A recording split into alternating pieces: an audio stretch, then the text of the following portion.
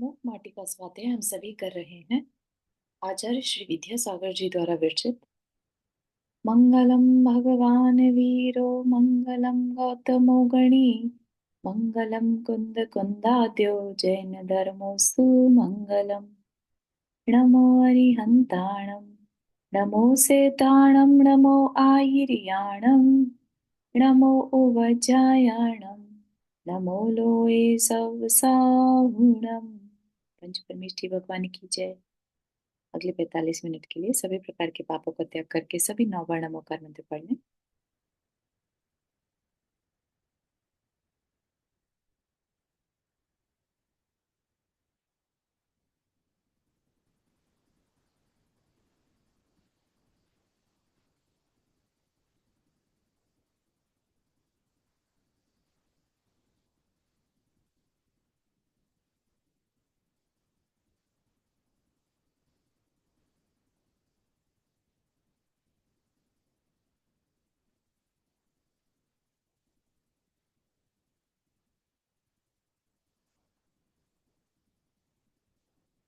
तो जो हमारा यहाँ पर विषय चल रहा है, शिल्पी ने जो कलश है या जो घड़ा है उसको धूप में सूखने के लिए रखा है, क्योंकि उसको थोड़े से उसमें जल के अंश दिख रहे हैं। ठीक है।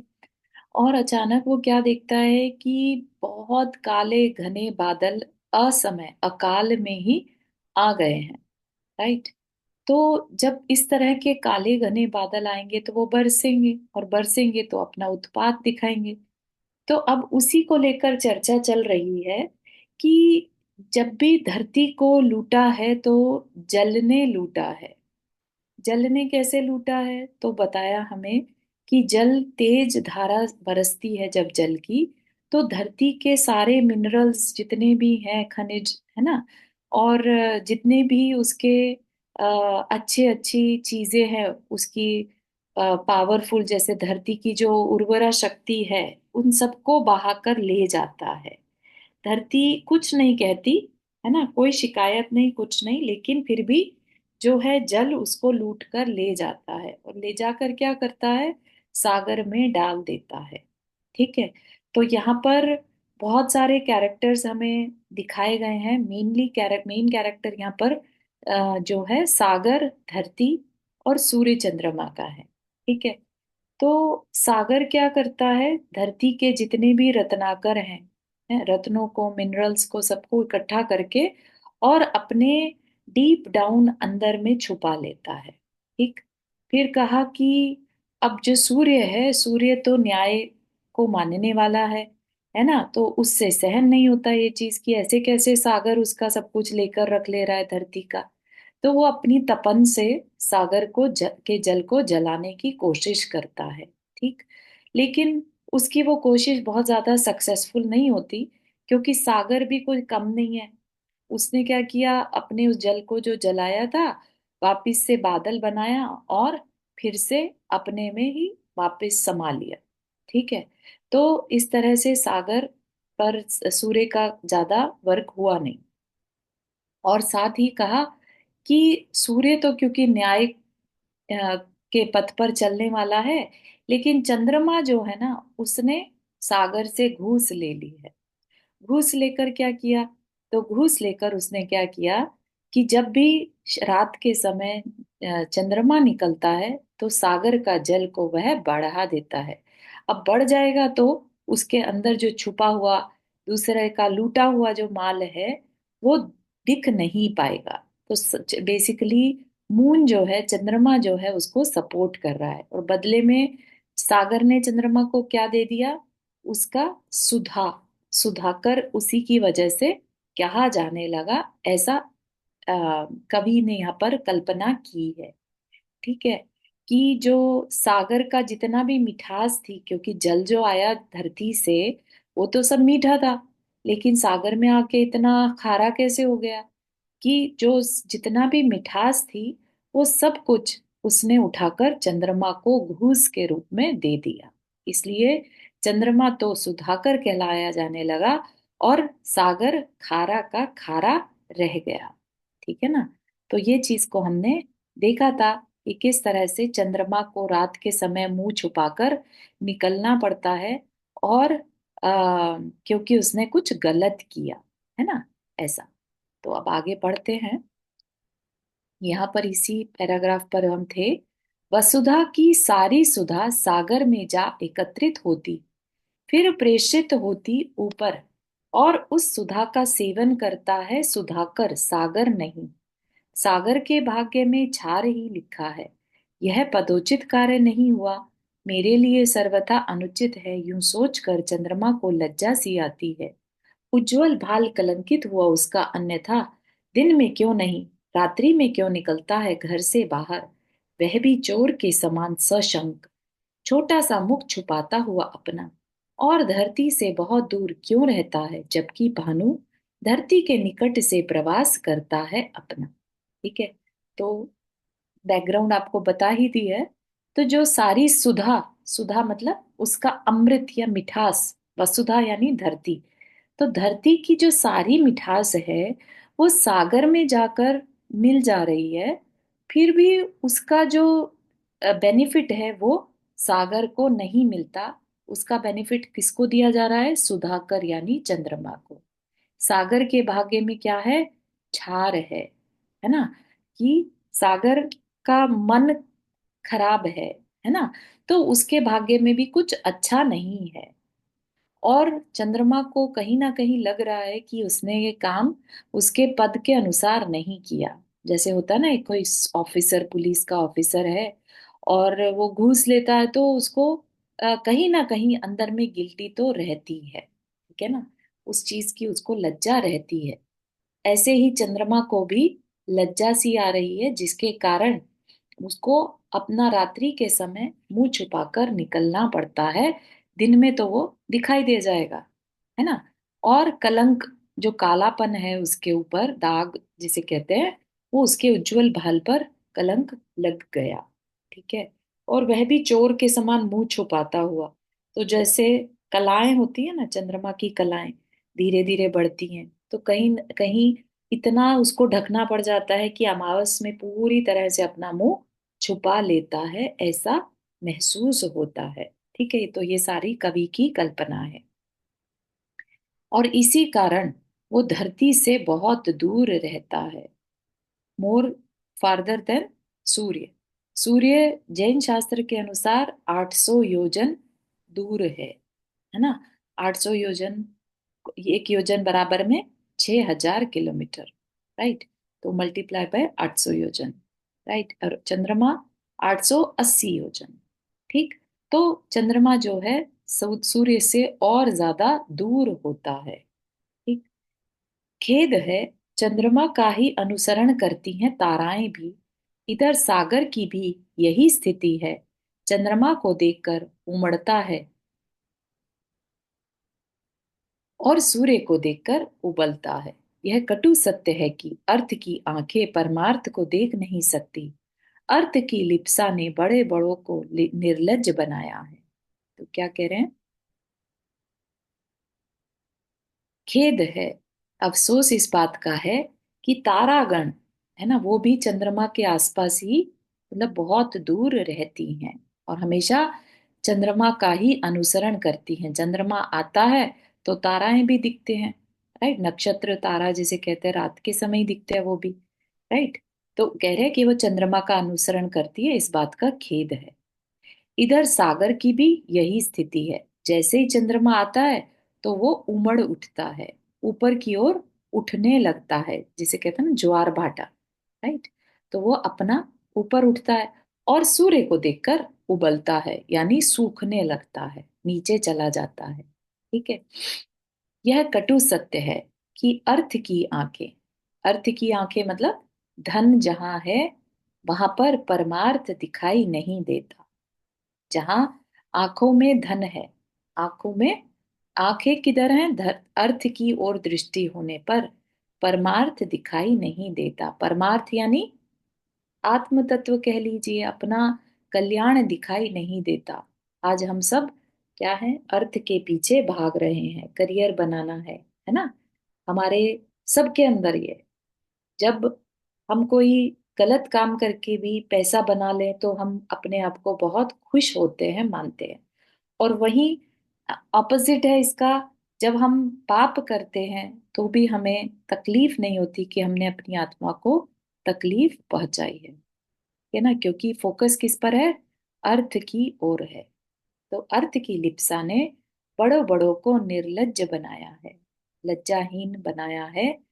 जो देखने में भी आता है, बड़े बड़े जो घूस लेने वाले हैं, वो क्या करते हैं? घूस किस लिए दी जाती है? नियमों को तोड़ने के लिए, राइट? कि तुम मेरा ये काम कर दो और उसके बदले मुझसे एक्स्ट्रा पैसा ले लो, राइट? तो क्या हो जाता है, बड़े बड़े भी निर्लज्ज हो जाते हैं। बड़े बड़े लेवल पर घूसखोरी चलती है ना। कहीं पर तो छोटे लेवल पर 100-50 देकर काम चलता है, और कहीं पर करोड़ों करोड़ों भी देकर काम निकाला जाता है। तो ये कटु सत्य है। धन के आगे सब झुक जाते हैं, ठीक है।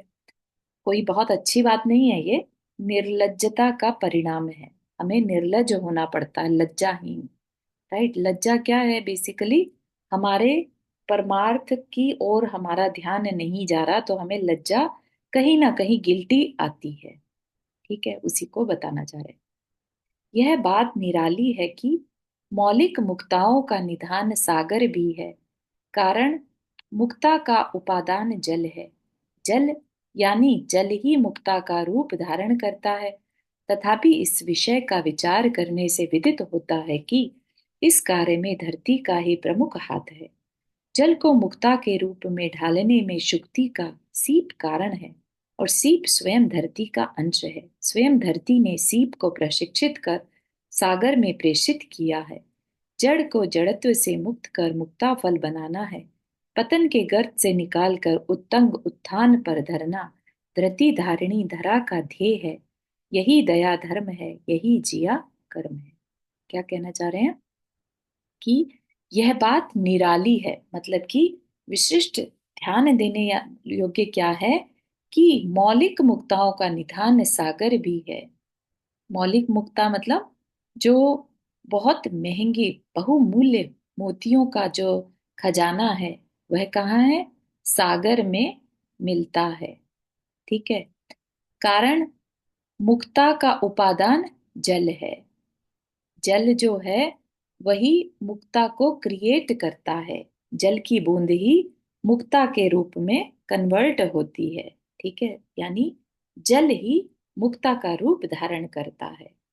बहुत सारे हमें प्रैक्टिकल इंफॉर्मेशन भी यहाँ से मिलती है। इस मूक माटी महाकाव्य को पढ़ने से आपने अभी जो इंफॉर्मेशन यहाँ पर दी जाएगी, वो हो सकता है पहली बार सुनी हो, मतलब मेरे लिए वो बहुत नया था।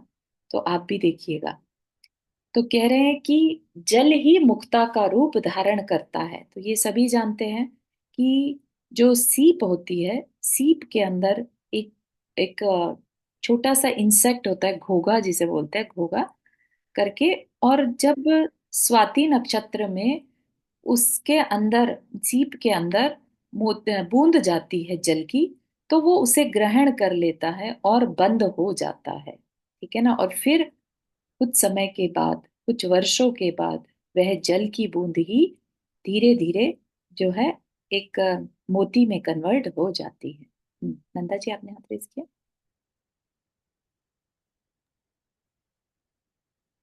हाँ, आप म्यूट पर हैं। ये निधान का मीनिंग घर होता है क्या? निधान का मीनिंग निधान नहीं, निधान यहाँ पर खजाना, मौलिक मुक्ताओं का निधान, स्थान कह सकते हैं, खजाना बेसिकली, ठीक है। ठीक है। तो जो जल है वही मुक्ता का रूप धारण करता है, तब भी तथापि इस विषय पर विचार करने से विदित होता है कि इस कार्य में धरती का ही प्रमुख हाथ है। धरती का हाथ कैसे है? यानी कि भले ही खजाना कहाँ पर है? सागर के पास है, लेकिन उस खजाने को बढ़ाने का जो कार्य है, वह भी धरती ही मतलब कंक्लूड करती है, उसी के कारण से होता है, प्रमुख हाथ है। कैसे? तो जल को मुक्ता के रूप में ढालने में शुक्ति का, शुक्ति यानी सीप कारण है, और सीप स्वयं धरती का अंश है। सीप जो है वो क्या है, बेसिकली एक शेल है। राइट। शेल क्या है, वो एक एक तरह का माटी से ही बना हुआ, उसका हार्ड फॉर्म बन जाता है। कुछ माटी के मिनरल्स जो होते हैं वही सीप का रूप ले लेती है। सीप क्या है, नथिंग बट आउटर शेल, जो है कीड़े का आउटर शेल है। राइट। तो वो एक तरह की माटी का ही रूप है। ठीक है ना। तो कह रहे हैं कि सीप स्वयं धरती का अंश है, उसी का रूप है। स्वयं धरती ने जैसे कि सीप को प्रशिक्षित करके सागर में भेज दिया हो, वास्तविक भेजा हो ऐसा नहीं, लेकिन काव्य के रूप में, कि भले ही सागर के पास मोतियों का भंडार है, लेकिन वो मोती भी जो सीप के मोती हैं, उसमें धरती ही कारण है। ठीक है। तो कहा कि सागर धरती ने, ऐसा लग रहा है जैसे धरती ने सीप को प्रशिक्षित करके और सागर में भेज दिया हो। ठीक। और जल को जड़त्व से मुक्त कर मुक्ता फल बनाना है, पतन के गर्त से निकालकर उत्तंग उत्थान कर पर धरना, धरती धारणी धरा का ध्येय है। मतलब कि जो सीप कहाँ है, बिल्कुल डीप डाउन रहती है, लेकिन उसके अंदर क्योंकि मोती है, तो उसकी वैल्यू हो जाती है। उस जल की बूंद की भी वैल्यू हो जाती है। किसके कारण से हो गई, है ना। ऐसा लग रहा है जैसे धरती ने ही जानबूझकर सीप को प्रशिक्षित किया था, जल के जल को जड़ बुद्धि से हटाकर, और मुक्ता फल बना दिया, यानी के मोती बना दिया, ताकि वो पतन से निकलकर और उसका उत्थान हो जाए। ठीक है। तो गिरे हुए को उठाने का काम कौन करती है, धैर्य को धारण, धृति धारणी, धैर्य को धारण करने वाली धरती माँ का ध्येय है।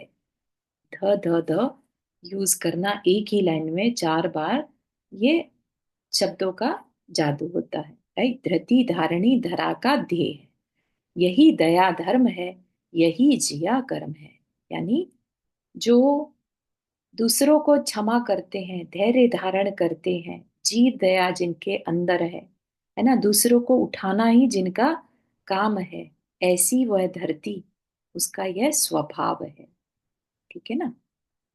तो यह जिया कर्म है, यानी जो चेतन का कार्य दूसरे का कल्याण करना है। ठीक है।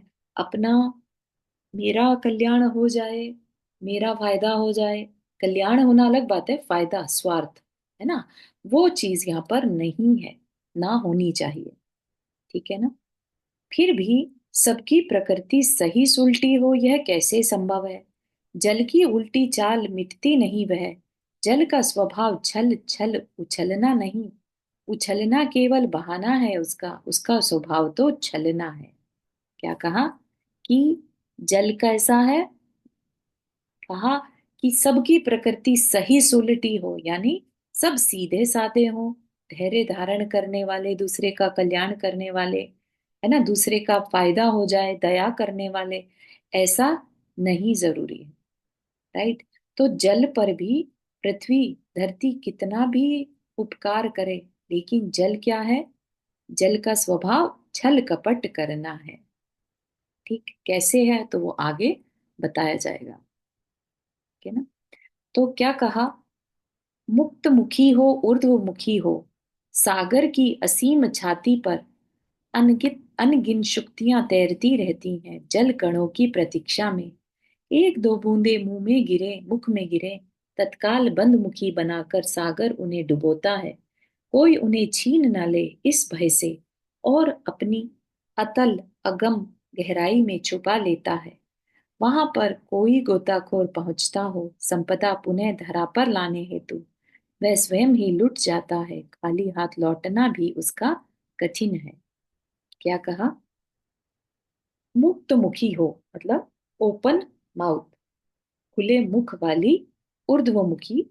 क्या, जो सीप है, सीप में जल जाने के लिए उसका खुला होना जरूरी है।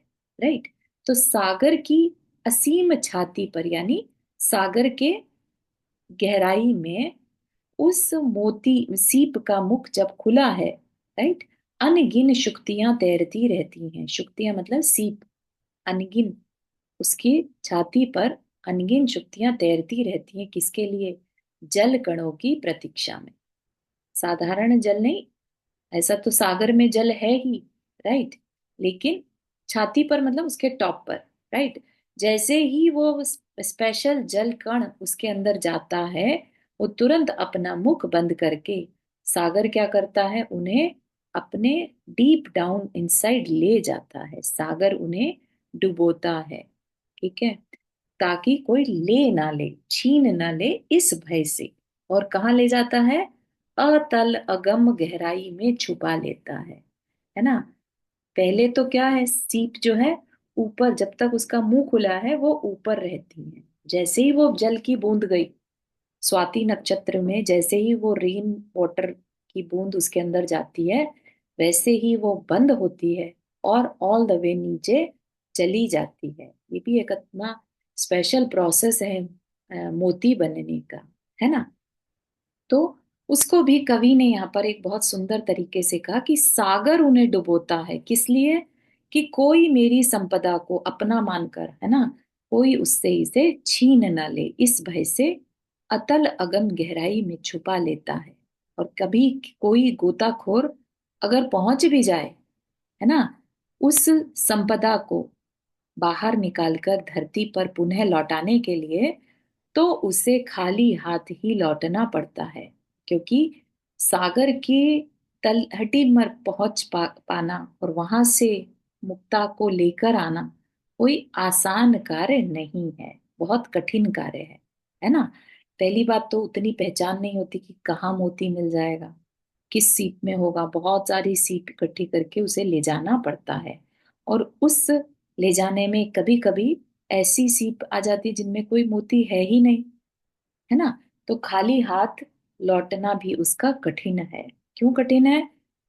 तो कह रहे हैं, दिन रात जागृत रहती है यहाँ की सेना, भयंकर विषधर अजगर मगरमच्छ स्वच्छंद संपदा के चारों ओर विचरण करते हैं।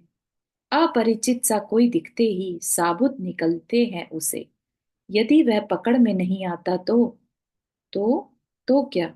वातावरण को विषाक्त बनाया जाता है, तुरंत विष फैलाकर। यही कारण है कि सागर में विष का विशाल भंडार मिलता है। क्या कहा? कि अगर कोई गोताखोर, है ना, किसी तरीके से वहां पहुंच भी जाए, तो सागर की जो सेना है वो दिन रात जागृत रहती है कि कोई उसका खजाना लूट कर ना ले जाए, ठीक है। तो कौन है वहां पर जो उसकी सुरक्षा कर रहा है? भयंकर विषधर अजगर, पानी में रहने वाले सर्प मगरमच्छ। वो क्या करते हैं? स्वच्छंद संपदा के चारों ओर विचरण करते हैं। और जैसे ही कोई अपरिचित सा दिखने वाला कोई दिखाई देता है, तो वो उसे साबुत ही निकल जाते हैं, ठीक है। और अगर किसी कारण से पकड़ में ना आए, तो क्या करते हैं? पूरे वातावरण में वो विष को फैला देते हैं। इसीलिए कहा कि ऐसा लगता है इसी कारण समुद्र में विष यानी जहर का विशाल भंडार मिलता। तो उनके द्वारा छोड़ी गई कुछ विष सामग्री से वह गोताखोर वहीं की वहीं समाप्त हो जाते हैं, ठीक है। पूरी तरह जल से परिचित होने पर भी आत्म कर्तव्य से चलित नहीं हुई धरती यह, कृतघ्न के प्रति विघ्न उपस्थित करना तो दूर, विघ्न का विचार तक नहीं किया मन में। निर्विघ्न जीवन जीने हेतु कितनी उदारता है धरती की यह, उद्धार की बात ही सोचती रहती सदा सर्वदा सबकी। क्या कहा? पूरी तरह जल से परिचित होने पर भी, यानी जल के स्वभाव को, जल चंचल है ना। जल का स्वभाव धरती से ऑपोजिट है, ठीक है। तो जल के स्वभाव को अच्छी तरह जानते हुए भी धरती माँ ने क्या किया? अपना कर्तव्य नहीं छोड़ा, उससे चलित नहीं हुई, राइट। अपकार करने वाला जो जल उसके सारी संपदा को बहा कर ले गया, है ना, उसके प्रति भी इस धरती के मन में किसी भी तरह का विघ्न, बाधा उपस्थित करने का विचार मन में नहीं आ रहा है। समझ रहे हैं ये क्या है? ये यहाँ पर जो लेखक है वो बताना चाह रहे हैं कि ऐसे भी कैरेक्टर होते हैं। ठीक है ना? सब कपटी हो, चालबाज हो, दूसरे को तकलीफ देने वाले हो, ऐसा नहीं। ऐसे भी लोग हैं जो दूसरे, जो जो कृतज्ञ कृतज्ञ होते हैं, जो जिस पर कि उपकार किया जाए और फिर भी वो धोखा दे दे। ठीक है? वह तुम्हारे उपकार को न माने, उसको क्या कहते हैं? कृतज्ञ। ठीक है? किए हुए उपकार को न मानने वाला कृतज्ञ। तो कृतज्ञ के प्रति विघ्न उपस्थित करना तो दूर, मतलब कि उसको एग्जीक्यूट करना, विघ्न विघ्न मतलब तकलीफ या प्रॉब्लम्स क्रिएट करना तो दूर, विघ्न का विचार तक नहीं किया मन में। तो जैसे कहते हैं ना, पाप कर्म जो है मन से, वचन से, काय से, राइट? काय से करना तो दूर, उसके मन में भी ये विचार नहीं आता कि मैं अपने कृतज्ञ के प्रति कोई विघ्न क्रिएट करूं। किसके लिए ऐसा कर रही है वो? है ना?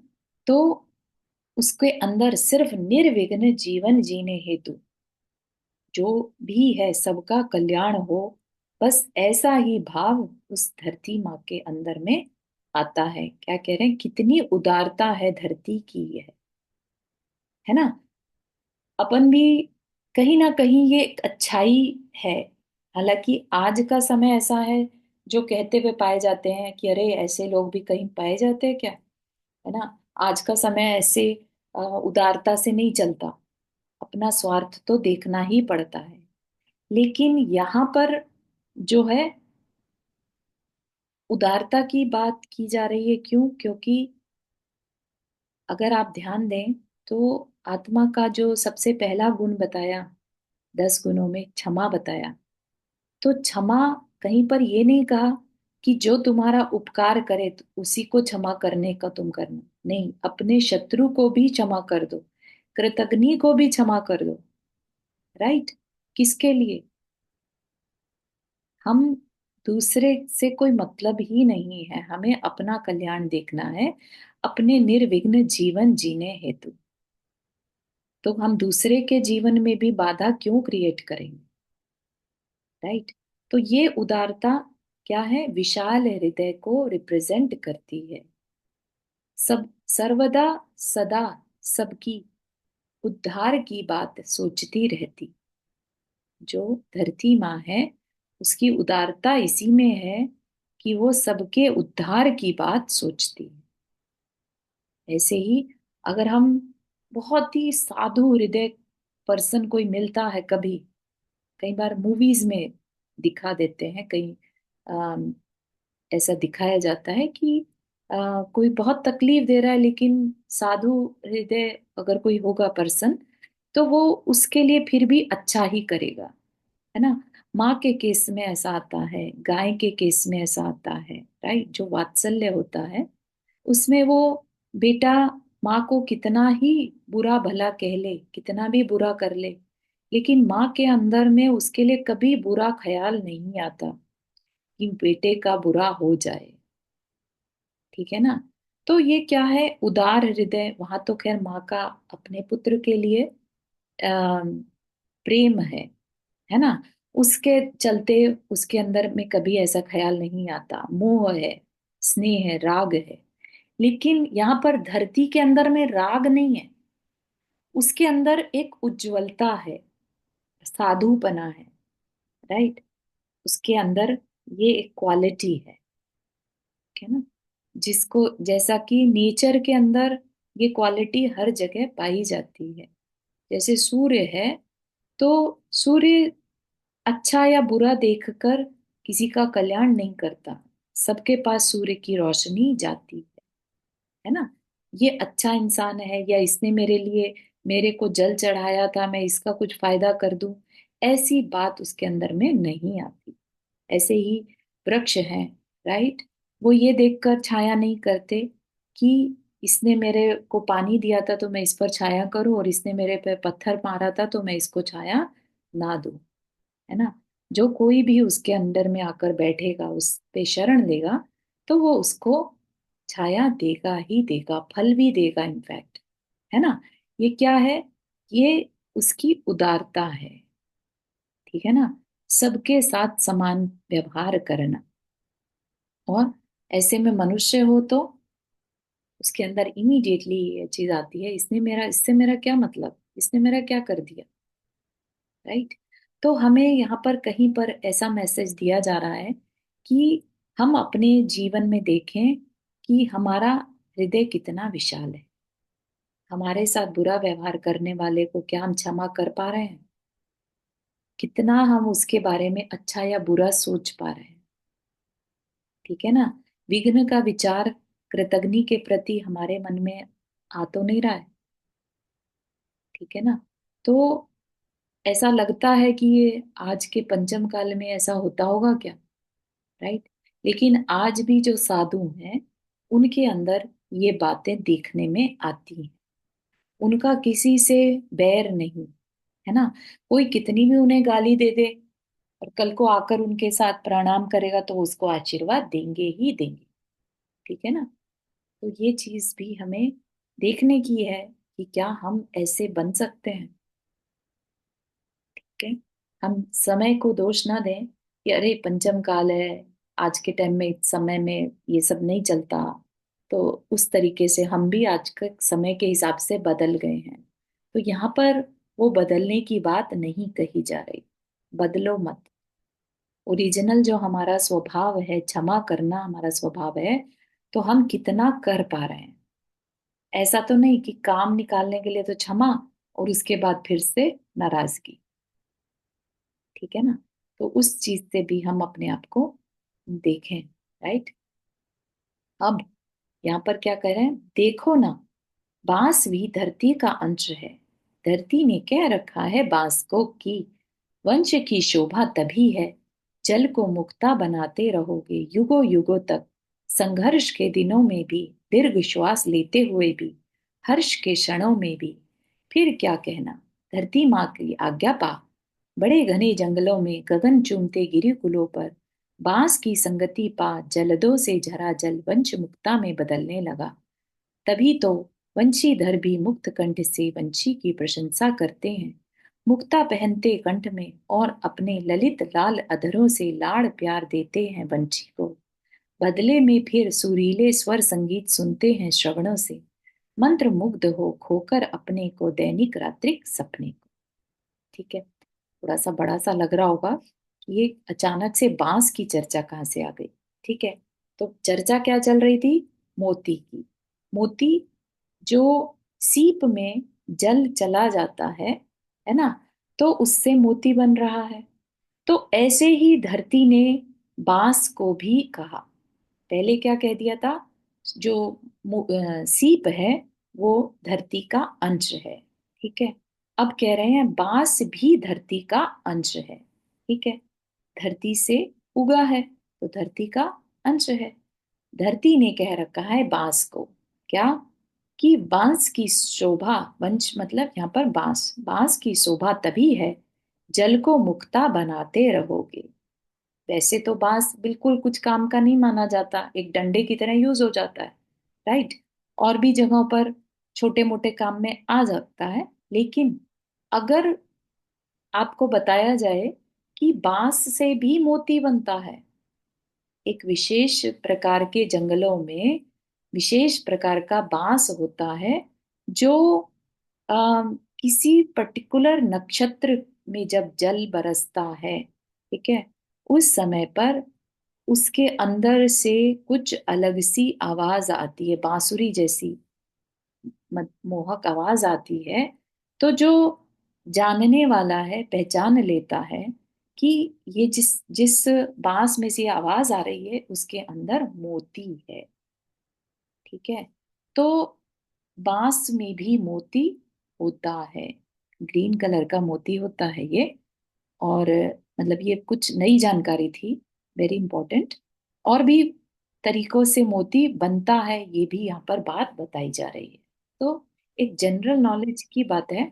हाँ नंदा जी, आपने हाथ रेस किया। हाँ, ये वाकई में बहुत सरप्राइजिंग और बहुत रिलीविंग बात है, क्योंकि मोती को यूज करना वैसे तो फिर वो हो गया ना, क्योंकि हमने उस जीव की हत्या कर दी। जब वो सीपी को खोलते हैं तो उसके अंदर जो जीव होता है मारना वो पड़ता है। मर जाता है। हाँ बिल्कुल सही। तो ये वाकई में मतलब बहुत अच्छी भी बात है और सरप्राइजिंग भी है कि वाकई में बांस में भी मोती बनता है। बिल्कुल बिल्कुल बिल्कुल, तो बहुत ही यूनिक था, लेकिन अभी और भी चीजों से मोती मिलता है, वो भी पता चलेगा, है ना। वाह। तो बांस की शोभा तभी है, शोभा मतलब उसकी वैल्यू, वैल्यूएबल बांस कहलाएगा वो। राइट, अदरवाइज क्या है, बांस के जंगल होते हैं, कोई उसको पूछने वाला नहीं है, तोड़ेंगे तो कुछ कुछ छोटे मोटे काम में ले लेते हैं, लेकिन वो जो स्पेशल बांस है, उससे अगर मोती मिल रहा है, तो सोचिए आप कि उसकी वैल्यू कितनी होगी। वेरी रेयर होता है लेकिन ये, है ना, लेकिन होता है। ठीक है। तो कहा कि जल को मुक्ता बनाते रहोगे युगों युगों तक, संघर्ष के दिनों में भी, है ना। तो अम, कठिन परिस्थितियों में भी। ठीक है। और अगर कठिन परिस्थितियां, जैसा भी माहौल है, अच्छा है तो, बुरा है तो, क्या करो, अपना बेस्ट काम करते रहो, जल को मोती बनाते रहो, तो क्या है, तुम्हारी शोभा बनी रहेगी। फिर क्या कहना, धरती माँ की आज्ञा पा, बड़े घने जंगलों में, गगन चूमते गिरी कुलों पर, बड़े ऊंचे ऊंचे पर्वतों पर ऐसे बांस, है ना, बांस की संगति पा, जलदों से झरा जल, जलद मतलब बादलों से, आकाश से गिरा हुआ जो जल है, वो वंश मुक्ता में बदलने लगा। किसके कारण, धरती माँ ने कहा था, क्योंकि धरती माँ सबके अच्छा चाहती है, तो बांस को कहा, गाइड किया कि तुम्हें अपनी वैल्यू करवानी है, तो जल को मोती में बदलते रहो, तो तुम्हारी वैल्यू होती रहेगी, है ना। और तुम्हारी वैल्यू तभी तो, वंशीधर भी, वंशीधर मतलब कृष्ण को कहा यहाँ पर, जो बांस बंसी, बंसी होती है ना, बंसीधर, बंसी को धारण करने वाला, तो वो कृष्ण भी मुक्त कंठ से वंशी की प्रशंसा करते हैं, यानी बांस की प्रशंसा करते हैं, मुक्ता पहनते कंठ में, ना उसके कंठ में मोतियों की माला रहती है, और अपने ललित लाल अधरों से, ललित लाल अधर मतलब अपने लाल लाल अधर, होठों पे उस बंसी को बड़ा प्यार देते हैं। श्री कृष्ण जो हैं, उनके जो है बंसी से उनकी पहचान है। ठीक है ना। और उस बंसी को कहते हैं ना कि सबसे सुंदर बांसुरी बजाने वाले श्री कृष्ण होते हैं। राइट।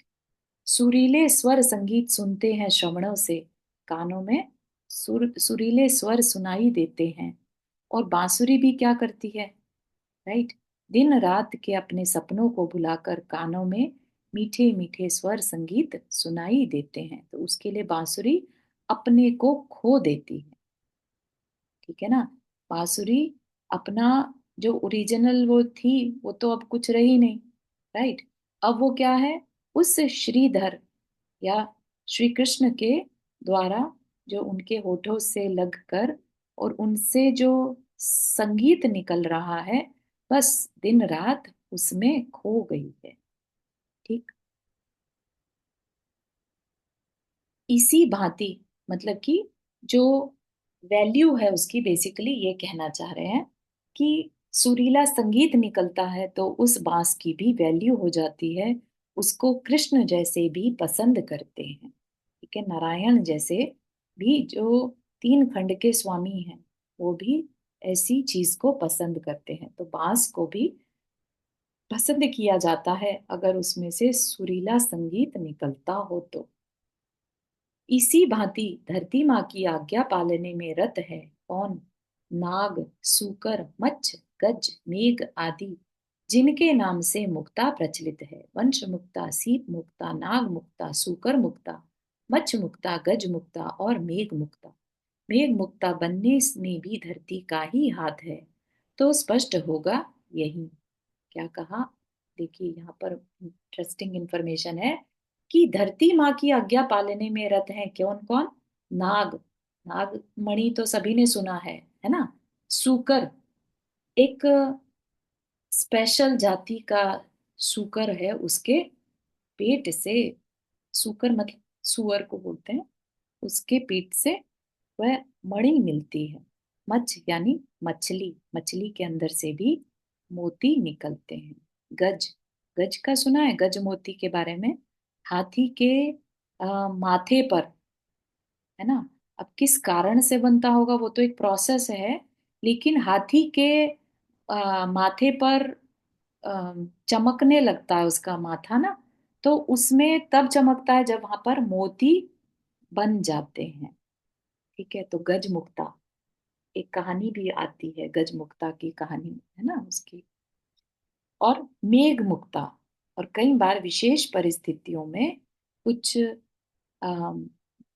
बारिश इस तरह से होती है, बादलों में से मोती बरसते हैं, तो मेघ मुक्ता कहते हैं। ठीक है, तो इसलिए उसको क्या क्या कहा? वंश मुक्ता यानी बांस का मोती, सीप मुक्ता सीप का मोती, नाग मुक्ता नागमणि जिसे कहते हैं, सूकर मुक्ता सुअर, सुअर जानवर जो है उससे बनने वाली मुक्ता, और मच्छ मुक्ता मत्स्य से, बड़ी एक अलग तरह की मछली से भी मोती मिलता है। और गज मुक्ता और मेघ मुक्ता, मेघ मुक्ता बनने में भी धरती का ही हाथ है, सो स्पष्ट होगा यही। कैसे हाथ है तो वो आगे बताया जाएगा। ठीक है, फिर क्या कह रहे हैं? इन सब विशेषताओं से सातिशय यश बढ़ता गया धरती का, चंद्रमा की चंद्रिका को अतिशय ज्वर चढ़ता गया। ठीक है, अब धरती सबको अच्छा कह रही है और सब उसकी आज्ञा पालन कर रहे हैं, उससे क्या हो रहा है? धरती की ख्याति बढ़ रही है। धरती की ख्याति बढ़ने से चंद्रमा की जो चांदनी है उसको अच्छा नहीं लग रहा, उसके अंदर ईर्ष्या भाव बढ़ रहा है। धरती के प्रति तिरस्कार का भाव और बढ़ा। धरती को अपमानित अपवादित करने हेतु चंद्रमा के निर्देशन में जल तत्व वह अति तेजी से शतरंज की चाल चलने लगा। यदा कदा स्वल्प वर्षा करके दलदल पैदा करने लगा धरती पर। धरती की एकता अखंडता को क्षति पहुंचाने हेतु दल दल पैदा करने लगा। क्या कहा? अब उसके अंदर ईर्ष्या का भाव आ गया, तो उसको और ज्यादा धरती को तिरस्कार करना। धरती तो सबको, सबका अच्छा सोच रही है ना? लेकिन देखने वाली यहाँ पर बात यह है कि तुम चाहे कितना भी दूसरे का अच्छा सोचो, जरूरी नहीं है कि दूसरा तुम्हारे लिए अच्छा सोचे ही। तो यहाँ पर उस धरती जो कि सबका अच्छा चाहती है, उसके प्रति तिरस्कार का भाव आ रहा है चंद्रमा को, क्योंकि चंद्रमा के अंदर अहंकार है अपनी चांदनी का। ठीक है, तो उसने क्या करा? धरती को भी मैं अपमानित करूं, काला काला, कि कोई धरती को पसंद ना करे, ऐसा। तो उसने क्या कहा? अपनी एक चाल चली, कूटनीति, है ना? शतरंज की चाल चलते हैं जैसे। तो क्या किया उसने? तो धरती की अखंडता को नष्ट करने हेतु जमीन पर दलदल पैदा करने लगा। ठीक है, उसको क्षति पहुंचाने के लिए धरती के टुकड़ों टुकड़ों में, छोटे छोटे एरियाज में दलदल पैदा करने। ठीक है, अम, दल बहुलता शांति की हननी है ना। जितने विचार उतने प्रचार, उतनी चाल ढाल, हाला घुली जलता क्लांति की जननी है ना। तो यहाँ पर क्या कहा? दल बहुलता, दल दल, दलदल, एक तो दलदल होती है जिसे क्विक सैंड कहते हैं, राइट, जहां पर कीचड़ टाइप का क्रिएट हो जाता है, जो किसी का, किसी के कोई काम का नहीं है, दलदल, राइट। तो और साथ ही दल क्या है? बहुत सारे दल, ग्रुपिज्म हो जाए तो वहां पर शांति नहीं रहती। क्यों? क्योंकि जितने विचार उतने प्रचार। ठीक, बहुत ज्यादा अलग अलग दल होंगे, ग्रुप होंगे, तो उतने सोच के तरीके होंगे, उतने आचरण होंगे, राइट, उतनी चाल ढाल, उतने ही तरह के व्यवहार आचरण होंगे।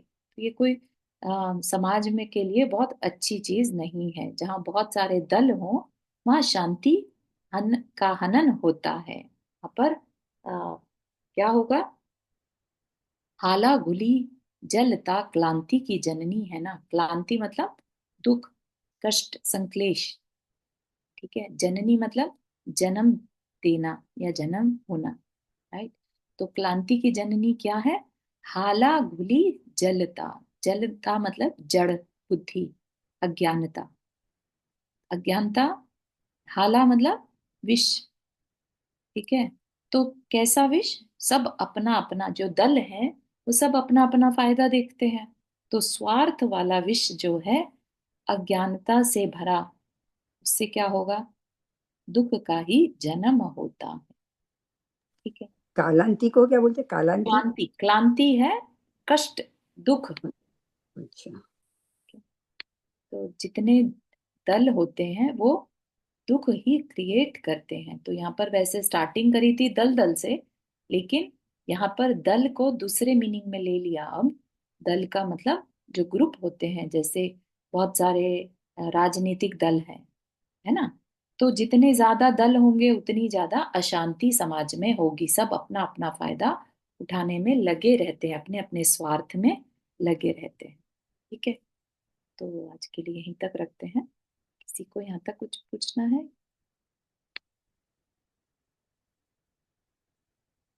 ये कितना कौन सी नंबर का चलता है? अभी हम थर्ड खंड पर पहुंच गए हैं। अच्छा। आधा हो गया, आधे से ज्यादा हो गया अपना। हम्म। हम्म। और नंबर पता है? Number number? कैसा नंबर? मतलब नंबर तो ऐसा कुछ नहीं है, चार खंड हैं पूरे मूठ माटी काव्य में। तो हम थर्ड खंड जो है ना, अच्छा, पुण्य तो का। नहीं, मेरे पास जो बुक है ना उसमें नंबर लिखे है, इसलिए मैंने पूछा। अच्छा। अच्छा। ठीक। तो अभी हम जो है पुण्य का अर्जन और पाप का प्रक्षालन, वो जो खंड है उस पर अच्छा। चल रहा है, चर्चा कर। पाप। ठीक है, यहीं तक रखते हैं फिर आज के लिए। जिनवानी स्तुति। जावाणी के ज्ञान से सूझे लो कालो, सो वाणी मस्तक धरो सदा देत बुधो। हे जिनवाणी भारती तो ही जपो दिन रैन, जो तेरा शरण गई सो पावे सुख चैन। नौ।